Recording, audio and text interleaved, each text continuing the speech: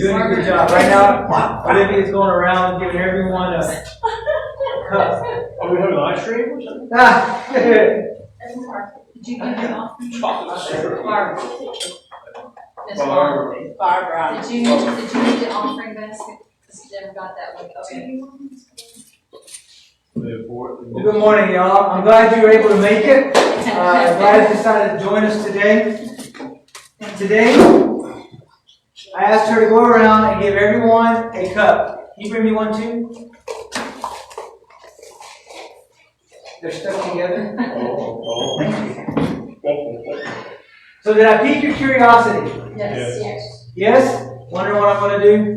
It's the teacher side of you coming out, giving you something you can hold, you can see. I'd like to talk to you today about being empty.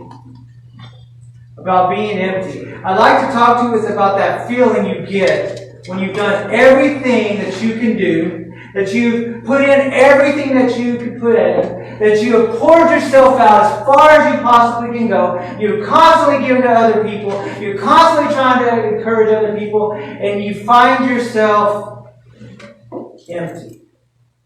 Empty. Like you've been used up. Like you've been forgotten. Like you're an old dish towel that's just been thrown off to the side. Empty. Empty. What do you do when you're empty? I've heard it said that the older you get, the faster life seems to go. Isn't that true? Yep. I don't know if I should say yes to that or not, because that means I'm getting old. But yeah, it seems that's the way. The older we get, the faster life seems to go. There always seems to be more pressure put upon us, more responsibilities that we have to face, more bills that we have to pay. Exactly. Our schedules are filled to the brim. We have work. We have friendships that we have to try to maintain. We have family responsibilities that we consistently have to uphold. We have to clean our house. Right? Can we all do that? We might have to help with homework. We might have to fix dinner. It's a never-ending cycle. That's what I'm talking about. The rat race that's a marathon for sprinters. It's long and it's fast and it never seems to stop. Have any of you ever been there? Living up to that speed leaves you feeling empty. It leaves you feeling empty. And when you feel empty, sometimes don't you just want to rest? Like you just want to throw your hands up and say, I'm done. I want to quit. I'm through with this. Give me a break. It almost sounds appeasing to quit your job, run off to Tahiti, and just live off of coconuts. Amen. Look at, he's like, yes! I know that's a word from the Lord. Excuse me, but I don't think I can sit there. Your only friend will be Wilson. No, so, yeah. Am I the only one that really feels that way sometimes? No, early this morning. Early this morning? Exactly. Living like that leaves you feeling empty, and you like the commercial. You want to get away. Yeah. You want to run away. You want to find a break. That's what I'm here to talk to you about today. That's what I'm wanting to address today. What do you do when you feel empty? What do you do when you feel like you've got nothing left, like there's no hope, you're just tired of running the rat race, you're tired of spinning your wheels, you're like, God, get me off this crazy train. I'm done. Rapture now. Take me home. Let's go. I'm over with all this. I love it. That's not where we're at. Yes, come on, Jesus. That is not where we're at. That's not what God's called us to do. So let's look at what do you do when you're empty. Jesus told us this in Matthew 11. He said, come to me, all you who labor and are heavy laden, and I will give you rest. Take my yoke upon you and learn from me, for I am gentle and lowly in heart, and you will find rest for your souls. You will find rest for your souls. You will find rest for your souls. For my yoke is easy and my burden is light. I'm going to be honest with you. I always shoot straight from the hip. I read these verses, and sometimes I wonder, is it really that easy? Sure. Because I'm a Christian. I'm a Jesus follower. I pray. I'm not perfect by any means. Just ask my wife. She'll tell you I got plenty of things I got to work on. And I try to come to Jesus, but you know what? There's sometimes I still don't have rest for my soul. There's still times that I'm struggling trying to gain more, and I'm still feeling empty. Is there anyone else who's ever done that? You're like, I don't understand, God. You said come to me, I'm coming, and yet I feel like this cup. Right. Pour it out, nothing left. What do you do? What do you do? Makes me wonder, makes me think. Then it hit me. What if I'm supposed to be like this sometimes? Yeah. What if that coming to Him, finding that rest for my soul, He needs me to get to like this? What if I'm struggling just to try to get ahead, and it's really not the struggle He's called me to? I'm trying to fight a battle I was never called to. I'm trying to accomplish things He's never called me to. I'm doing things in my own strength, with my own plan, with my own agenda. Just wondering. And maybe it's that realization when I find that when I find myself like this, it's God's indication that, hey buddy, you've missed something. Come back to me. What do you do when you feel empty? You see, Jesus talked about a yoke in these verses. He talked about a yoke. And He said His yoke is easy and His burden, oops, I accidentally hit erase on that one, is light. His burden is light. You see, sometimes don't point to your neighbor, point to yourself, because that's what I'm about to do. Sometimes I know my burden is not light because I have an agenda. Yeah. I have an idea of where I want my life to end up. And I have goals, plans, ambitions, and dreams, which are great when they're God's goals, dreams, and ideas for my life. Not necessarily my own. And so sometimes I take on this huge weight of I've got to get everything accomplished because it all depends on me. Don't look at your neighbor right now. Don't do it because they're going to go, that's right. Don't look at your neighbor. Yeah, exactly. They may slap you. How many of you have ever said, if this doesn't get done in my house, it's all because I didn't do it? I know if I don't do it, nobody else is going to do it. No. Anybody else ever do that? Don't look. Don't point fingers. I am a trained marriage counselor, but I don't really want to have any marriage counseling right now. Don't do it. But I can't help but wonder. That attitude helps us feel empty. Or, you know what? It's up to me to make sure everything is taken care of. And then if my kids are going to fail if I'm not the one always pouring into them. Anybody else ever feel that way? Maybe we're not called to do all that. Or you know what? If this church is going to take off, I better make sure I have everything perfect. Well, That's Just easy. saying. Any job. Yeah, any job. Any job, I better make sure I'm on my A game. It's always about improving. It's always about bettering. It's always about, which is good, and it's true. And yes, you're supposed to go for perfection, and yes, you're supposed to progressively progress. But at the same time, how many times do we have this perfectionist mentality, this performance mentality, that I better make sure that I'm absolutely the best 100% of the time, and I can never take a break, because if I do take a break, everything's going to fall apart. Life is going to crash down upon me, and nothing is ever going to get done. That life leaves you empty. That life leaves you empty. Because you see, Jesus is more concerned right there about a relationship with you than He is about necessarily your performance or your perfection. Jesus is wanting you to come to Him because His yoke is easy. What's a yoke? A yoke is where they took oxen, they put the thing over the top, and they worked together through the daily grind. That is what He's calling for us. He wants to walk with us during our daily grind as partners. He wants us to walk together with Him every step of the way, no matter how hard it gets. I'm just curious, are we trying to fight battles we were never called to fight? In 2 Chronicles, Josiah goes on a mission to fight the enemy. 2 Chronicles 35.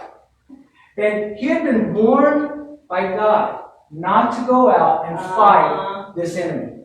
Don't do it, Josiah. I didn't call you to this particular battle. Even though this may be the enemy coming against Israel, don't do it. Don't go out. And yet, he chose to go fight. If I don't go out and fight this thing, nobody else will. And it cost him his life. There are some battles in our lives that we have to learn to say, this is not my battle. I am not called to fight with my spouse. My spouse is not my battle. No. It's the truth. It is very much the truth. It was not a battle for him to be in. It's not a battle for us to be in. I have a question. Are you fighting battles you are not supposed to be in? Are you blaming others for your troubles?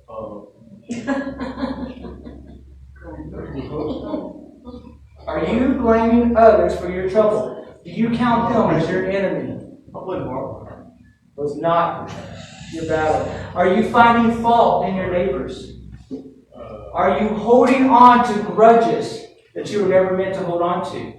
Doing so, all it's doing is making your yoke heavier and leaving you dry. empty.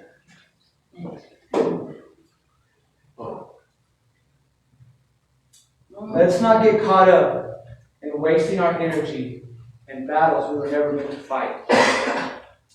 Let's forgive and not hold on to unforgiveness.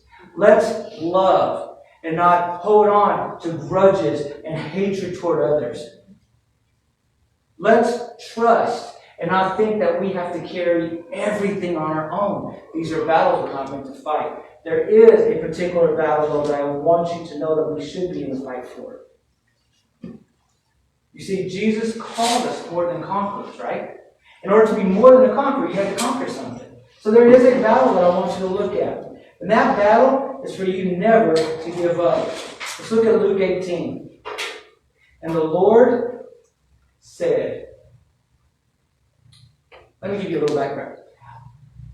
Before he says this particular point, he is giving a parable to the people. And in this particular parable, there is a widow who is asking an unjust judge for justice. And this judge is not going to grant it.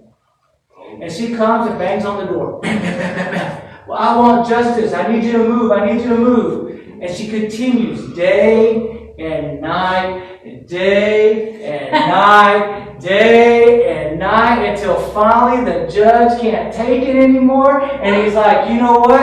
I'm going to grant you justice. Just leave me alone. And here's the wrapping up statement that Jesus says. Listen to what the unjust judge says. And will not God bring about justice for His children? Won't you cry out to Him day and night? Will He keep putting them off? I tell you, He has seen that they get justice and quickly. However, when the Son of Man comes, will He find faith on the earth? What am I saying? The fight that I want you to be in is the fight that you never give up hope. Consistently come to your Father. Consistently knock on His door. Consistently pursue that relationship with Him over and over and over. And if an unjust judge can give mercy and grace and justice, how much more our righteous judge, who is quick to forgive, who loves you more than anything, who wants the best for you, who will provide for you, will He not more quickly give than an unjust judge? Consistently call out to your Father. He wants to hear your voice. That's the battle. Will you stop believing? Will you lose hope? Will you lose trust? Look at the last phrase. However, when the Son of Man comes, will he find faith on the earth? That's the battle. We must remain people of faith. Continue to trust and believe. When we trust, when we believe God with our whole heart, He takes the time to start filling us up. Despite the hardships that we're in, despite the rat race that we're in, it is ultimately for your good. It is ultimately for you good. It's almost like the process of a diamond. Yeah. Diamonds are formed under intense heat and intense pressure. And things of beauty are made in those environments. In the crush. And the intense heat and pressures of life. This is the way the Apostle Paul wrote it. This is from Romans 5. Not only that, but we rejoice in our sufferings, knowing that suffering produces endurance. And endurance produces character. And character produces hope. And hope does not put us to shame, because God's love has been poured into our hearts through the Holy Spirit that has been given to us. It's in those times of intense pressure, intense heat, that as we focus on that relationship, as we endure, as we not give up, our character is being formed, and He is pouring Himself into us. And we no longer have to be feeling empty, because when we are empty, He can pour Himself into us. Amen. And then pour Himself through us. You see, your suffering has a purpose. The weightiness of your life has a purpose. It is used to empty you so you can be filled with His love and with His fullness. Let's look at this verse. Ephesians 3. For this reason I bow my knees before the Father, from whom every family in heaven and on earth is named, that according to the riches of His glory, He may grant you to be strengthened with power. Everybody say strengthened with power. Through His Spirit in your inner being, so that Christ may dwell in your hearts through faith. That you, that Norma, that Barbara, that Dahlia, that Dave, that Kim, that Caleb, that Heather, all of us, I take a roll for us to do that all of us, that you being rooted, which makes me think it goes down deep, and grounded in love, means it gives stability in your life, may have strength to comprehend with all the saints what is the breadth and length and height and depth, and to know the love of Christ that surpasses knowledge, that you may be filled with the fullness of God.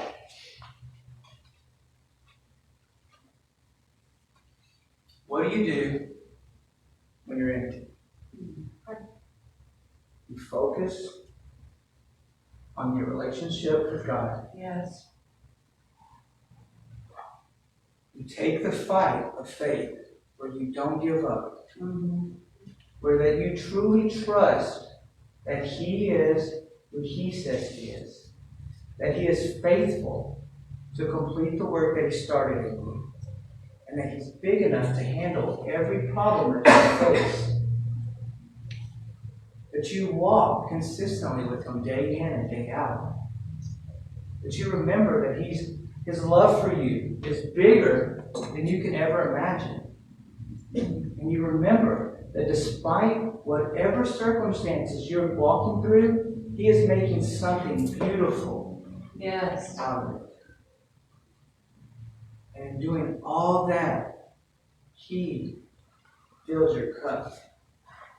Psalms 23, what does He say? He says, my cup overflows. cup overflows.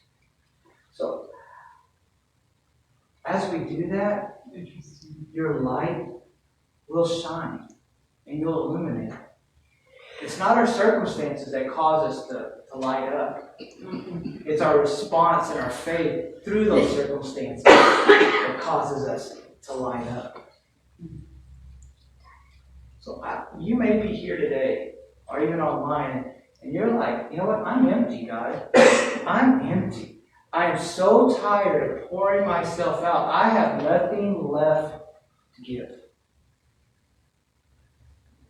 If somebody asks me one more question, I'm going to punch them in the nose. You may find yourself there. You may say, this cup is a perfect representation of who I am today. Well, I believe that before we leave, God can fill your cup.